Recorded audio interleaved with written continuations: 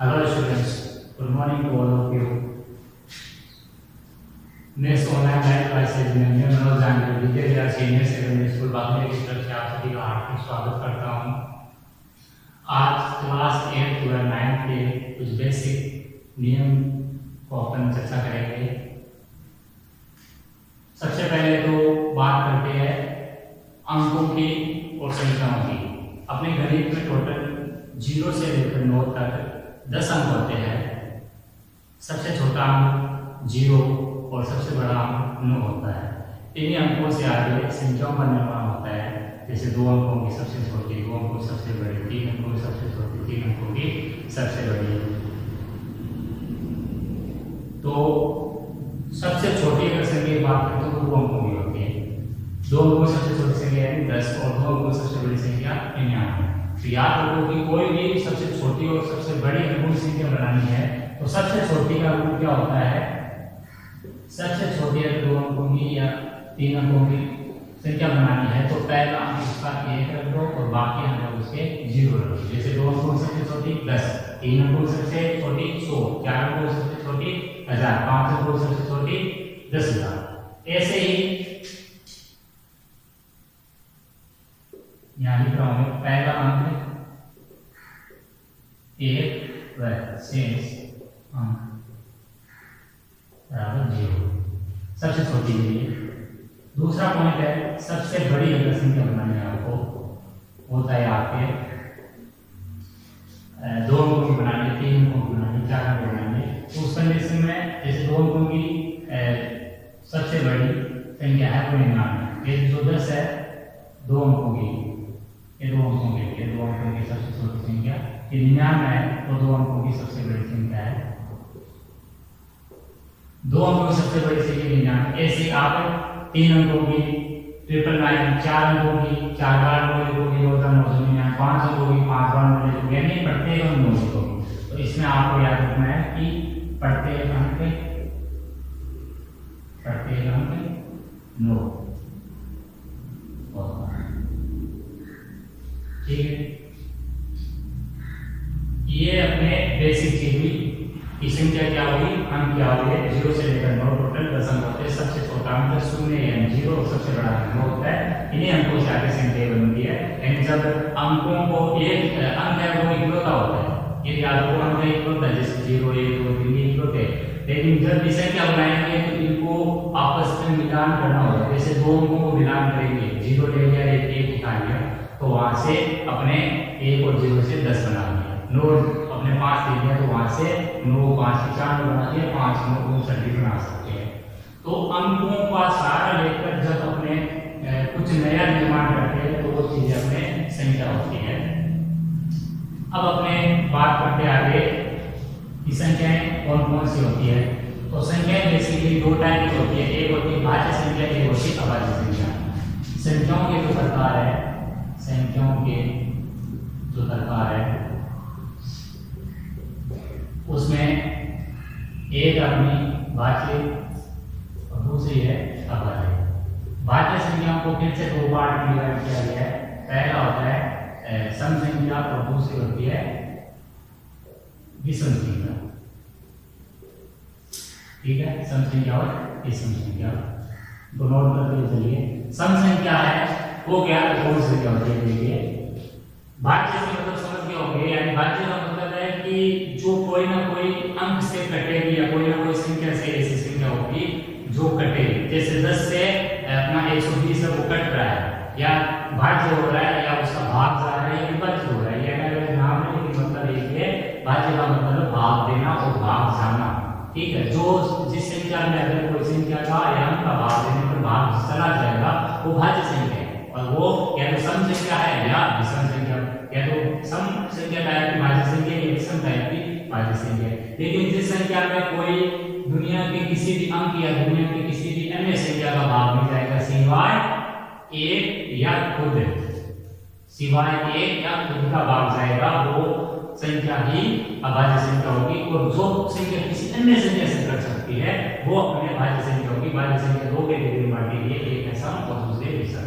आगे देखिए सम संख्या। सम संख्या की पहचान करने के लिए अपने इकाई सब जानते होंगे। कोई भी जो संख्या है जिस अंक पर खत्म होती है वो सम संख्या है, वो उसका इकाई अंक होता है। जैसे 215 कितने अंकों की संख्या है? 1 2 3 तीन अंकों की संख्या है, ठीक है। इसमें इकाई अंक 5 है, दाई अंक 1 है, सैकड़े का अंक 2 है। तो ये संख्या 5 पर खत्म हुई है, तो 5 की संख्या का कौन सा अंक है? इकाई अंक है। 5 यहाँ पर क्या है? इकाई अंक है। तो कोई भी संख्या है जो सम संख्या होगी तो उसका इकाई अंक देख के आप पहचान कर सकते हो कि वो सम संख्या या विषम संख्या। तो सम संख्या का इकाई अंक जो होता है वो होता है 0 2 4 6 8। ये जो अंक होते हैं वो पहचान बताते हैं सम संख्या की, ठीक है। अगर किसी भी संख्या का इकाई 0 2 4 6 8 होगा तो वो संख्या सम संख्या होगी। सम संख्या होने का मतलब वो संख्या किससे विभाजित होगी? 2 से। सम संख्या यानी आप लिख सकते हो यहाँ पे, यानी यह संख्या 2 से सदैव पूर्णतः विभाजित होगी। पूर्णतः विभाजित का मतलब पूरा भाग विभाजित होगी। और कोई भी संख्या में जब भाग देते हैं तो अपने दो चीजें होती है, एक होता है भाजक और एक होता है भाज्य। जैसे 18 में 2 का भाग दे रहा हूँ तो 2 अपना भाजक है, 18 भाज्य संख्या है। और भाग देने पर जो आता है परिणाम उसको भाग कर और जो बच जाता है वो शेष होता है। अगर बचने में अगर कुछ नहीं बचा है, 0 बचा है, तो आप कह सकते हो भाग पूरा गया है। और 0 के अलावा कुछ बचा तो वो अपना बताता है कि उस संख्या ने भाग पूरा नहीं किया, वो भी शेष कर ही कहलाएगा। 0 बचा है तो वो भी शेष कर, तो यही मान बचा है तो वो भी शेष कर, ये कलिए कर लो। विषम संख्या कौन सी होती है? जिस संख्या में 2 का भाग नहीं जाए लेकिन किसी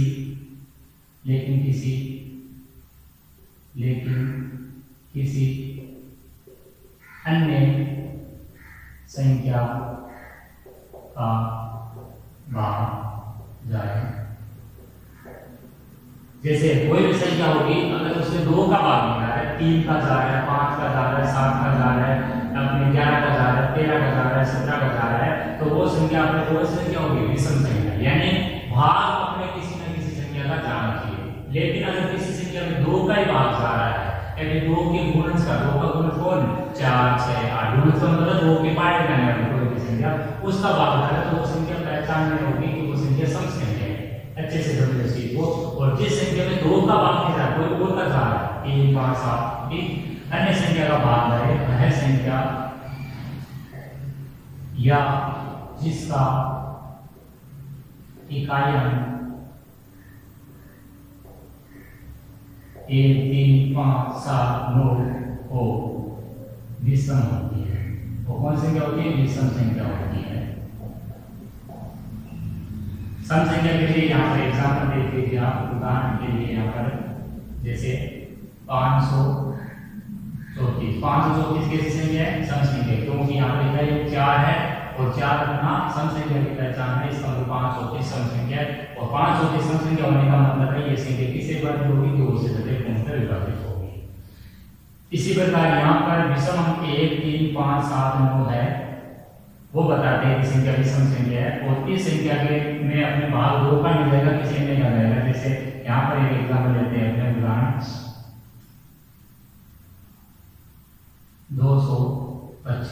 225 में 2 का भाग नहीं जा रहा सब जानते, लेकिन इसमें कोई अन्य संख्या का जरूर भाग जा रहा है। और 3 का हो सकता है, 5 का हो सकता है, 7 का हो सकता है। तो ये संख्याएं जो भाज्य में है वो कोई ना कोई संख्या से कटेगी यानी विभाजित होगी, तभी इनको संख्याओं को भाज्य संख्या कहते हैं। लेकिन जो 2 से कट जाए वो अपने सम संख्या, और जो 2 के अलावा किसी अन्य संख्या से कट जाए वो अपनी विषम संख्या है। लेकिन अब बात करते हैं अभाज्य संख्या। तो अभाज्य संख्या एक ऐसी संख्या होती है जो अपने न को किसी 2 से विभाजित होगी या किसी अन्य से विभाजित होगी, वो कटेगी तो केवल 1 से, और 1 का भाग सम में मिल जाता है, विषम में मिल जाता है, यानी हर एक संख्या में जाता है, या फिर खुद से, और खुद का भाग सम में मिल जाएगा विषम का। यानी इस संख्या के कोई नियम नहीं है, ये कह सकता कि इसमें 1 का भाग जाएगा, वो भाग जो आपको पता है 1 का भाग है सम में जाता है, खुद का भाग इसमें जाएगा तो खुद का भाग इनमें सम में भी जाएगा, ठीक। तो अभाज्य संख्या की सिंपल परिभाषा ये है, अभाज्य संख्या है जो इसकी परिभाषा ये है कि ऐसी संख्या जिसमें केवल एक या स्वयं का अर्थ खुद का भाग जाए उसे अभाज्य संख्या कहते हैं।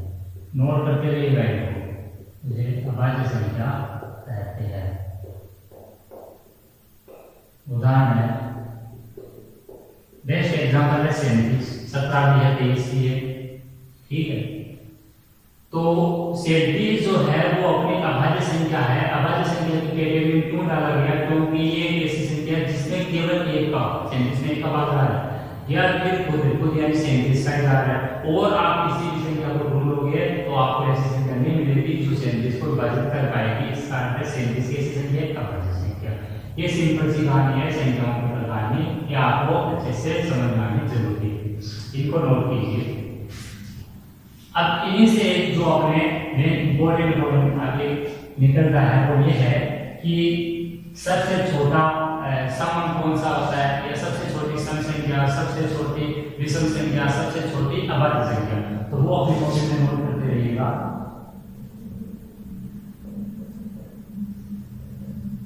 सबसे छोटी सम संख्या या अंक बराबर है 0। सबसे छोटी सम संख्या या अंक ये याद रखना चाहिए आपका 0। लेकिन अगर यही पूछे कि सबसे छोटी सम संख्या प्राकृत संख्या में से कौन सी है, तो उस कंडीशन में उत्तर क्या हो जाएगा? 2। दोबारा सुनिए, सबसे छोटी सम संख्या अगर डायरेक्ट पूछे तो 0, और 0 आपका अंक भी है। लेकिन ये पूछे सबसे छोटी सम संख्या व प्राकृत भी हो, वो संख्या कौन सी होगी? तो वो होगी आपकी उत्तर 2। अगली है सबसे छोटी विषम संख्या या अंक, वो होता है आपका 1। अगला है सबसे छोटी अभाज्य संख्या या अंक, वो होता है आपका 2। सबसे छोटी विषम संख्या 1, सबसे छोटी अभाज्य संख्या या अंक है 2।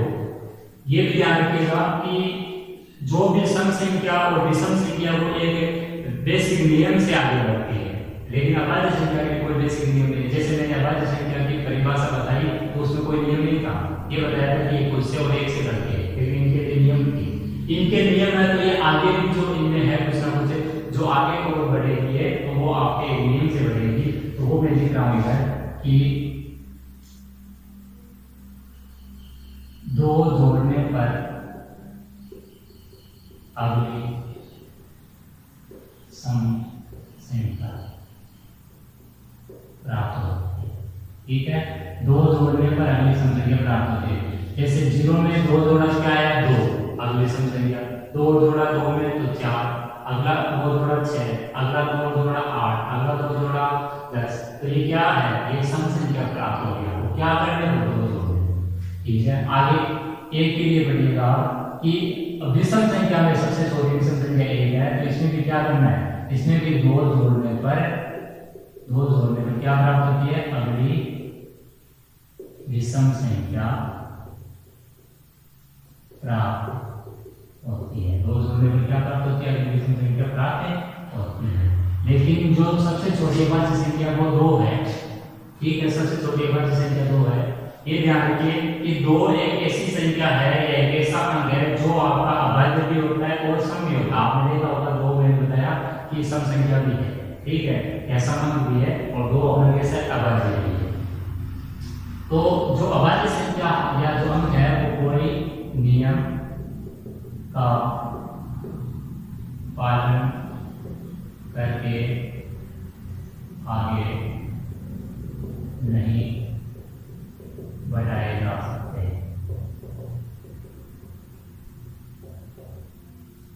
जैसे इसमें 2 में आप क्या कोई नियम नहीं बना सकते जिसको आप जोड़ के या घटा के आप कोई नई आगे वाली अभाज्य संख्या बना सकते हो। या आप अच्छे से बुक में कॉपी में नोट कीजिएगा। आज के लिए इतना ही, धन्यवाद।